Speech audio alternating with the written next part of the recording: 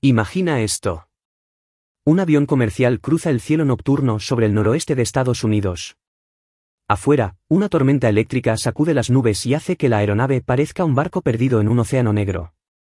Dentro, los pasajeros están tranquilos, ajenos a que, en cuestión de minutos, uno de ellos va a desaparecer de la historia como si nunca hubiera existido. Un hombre se levanta de su asiento. Traje oscuro, gafas de sol, corbata negra. Lleva una maleta. Se inclina hacia una azafata y le entrega una nota. En ese instante, sin levantar la voz, sin correr, sin violencia visible, cambia la historia de la aviación para siempre. Llevo una bomba. Y lo que ocurrió después no solo desconcertó al FBI. También dio inicio a uno de los mayores misterios criminales del siglo XX. Porque ese hombre nunca volvió a ser visto.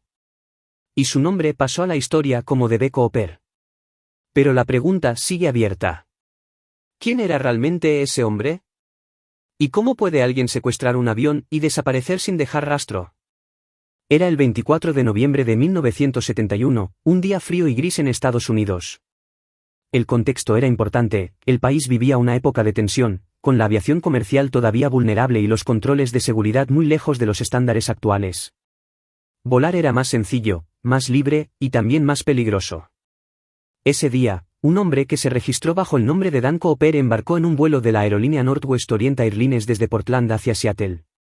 Nada en él parecía fuera de lo normal. Un pasajero más. Un rostro que nadie recordaría, todavía.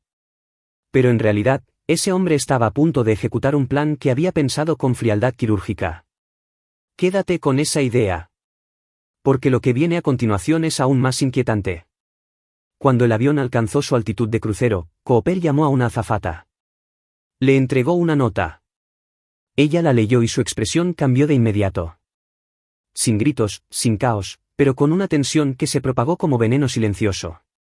La nota decía que llevaba una bomba. Para demostrarlo, lo abrió ligeramente. Dentro había cables, una batería y un conjunto de elementos que parecían explosivos. No había dudas. O al menos, eso parecía. Cooper no pidió que el avión aterrizara de inmediato. No exigió pánico. Hizo algo mucho más calculado. Pidió dinero. Y pidió paracaídas. $200.000 en efectivo. 4 paracaídas. Y combustible para continuar el vuelo. Pero lo más inquietante no fue lo que pidió, sino cómo lo pidió. Con calma. Con control. Como si ya supiera que todo estaba bajo su dominio. Durante varios minutos, la azafata permaneció sentada junto a él. Nadie en el avión sabía lo que estaba ocurriendo. Los pasajeros seguían leyendo periódicos, conversando o mirando por la ventanilla. A apenas unos metros de ellos, un hombre afirmaba tener una bomba capaz de destruir el avión entero. Y lo más inquietante era su comportamiento. No parecía nervioso. No parecía alterado. De hecho, según los testimonios posteriores, parecía estar disfrutando de una bebida mientras observaba tranquilamente las nubes. Como si aquello fuera simplemente parte de un plan cuidadosamente ensayado. Pero lo que ocurrió minutos después cambiaría la historia del FBI para siempre. En Seattle, las autoridades entran en juego. El FBI se involucra. Se toman decisiones bajo presión. El dinero es preparado. Billetes marcados, numerados, controlados. Cooper no improvisa. Insiste en detalles. Corrige errores. Supervisa el proceso como alguien acostumbrado a planificar. Eso es lo que más desconcierta a los investigadores incluso hoy. No era un criminal impulsivo.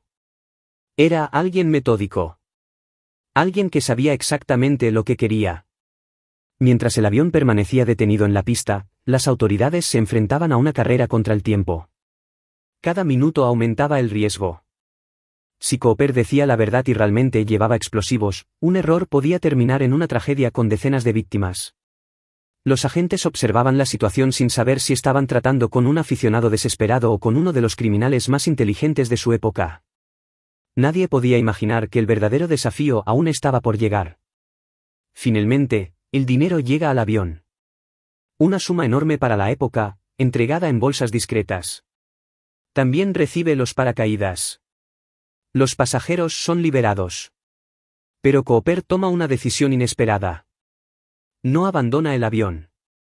Se queda con parte de la tripulación y ordena volver a despegar. Aquí es donde el caso entra en su fase más inquietante. Porque ya no hay vuelta atrás. Cooper da instrucciones precisas. Quiere volar a baja velocidad. A baja altitud. Configuración específica de flaps. La tripulación obedece. Esto es importante. Porque no está actuando como un loco. Está actuando como alguien que conoce el funcionamiento de un avión. ¿Quién era realmente D.B. Cooper? ¿Un criminal? ¿Un exmilitar? ¿Un ingeniero? ¿Un paracaidista experto? La respuesta sigue siendo uno de los mayores enigmas del caso. El avión vuela hacia la oscuridad sobre el noroeste de Estados Unidos. Aproximadamente entre Seattle y Reno. Las luces de la cabina se reflejaban débilmente sobre las nubes. Fuera del avión no había prácticamente nada visible. Solo oscuridad. Oscuridad absoluta. La lluvia golpeaba el fuselaje. El viento sacudía la aeronave. Y en algún lugar de ese espacio reducido, D.B. Cooper preparaba su fuga. La tripulación no podía verlo. No sabía exactamente qué estaba haciendo. Solo escuchaban movimientos ocasionales procedentes de la parte trasera. Cada sonido aumentaba la tensión. Cada minuto acercaba el desenlace. A cierta altitud, en medio de la noche, Cooper toma su decisión final. Se ata el dinero. Se coloca el equipo. Se dirige hacia la puerta trasera del avión. Y entonces ocurre. Un brusco cambio de presión recorre el avión. La aeronave se sacude violentamente. Los pilotos lo sienten inmediatamente. Algo acaba de suceder. A miles de metros de altura, en medio de la tormenta, un hombre acaba de abrir la puerta hacia la oscuridad. Y, probablemente, acaba de dar el salto más famoso de la historia criminal moderna. Cuando el avión aterriza, Cooper ya no está. Ha desaparecido. No hay cuerpo. No hay rastro. Solo una corbata, algunas huellas y una montaña de preguntas. El FBI inicia una de las investigaciones más intensas de su historia. Se revisan bosques, montañas, ríos, kilómetros y kilómetros de terreno hostil. Los días se convierten en semanas. Las semanas en meses. Y los meses en años. Cada nueva búsqueda termina igual. Sin cuerpo. Sin paracaídas. Sin dinero. Sin Cooper. Era como si la tierra se lo hubiera tragado. O como si nunca hubiera existido. Hasta que, en 1980, ocurre algo inesperado. Un niño encuentra varios paquetes de dinero enterrados cerca del río Columbia. Los números de serie coinciden. Es parte del rescate. Una de las pocas pruebas físicas encontradas desde el secuestro.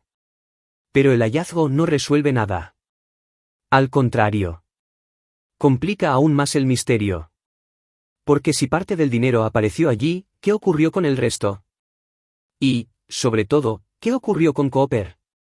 Las teorías empiezan a multiplicarse. La primera sostiene que no sobrevivió al salto. La noche era extremadamente peligrosa. Lluvia. Viento. Temperaturas cercanas a la congelación. Terreno montañoso. Muchos investigadores creen que un salto en esas condiciones era prácticamente una sentencia de muerte. Pero existe un problema. Nunca apareció un cuerpo. Nunca apareció el paracaídas. Nunca apareció evidencia concluyente de una muerte.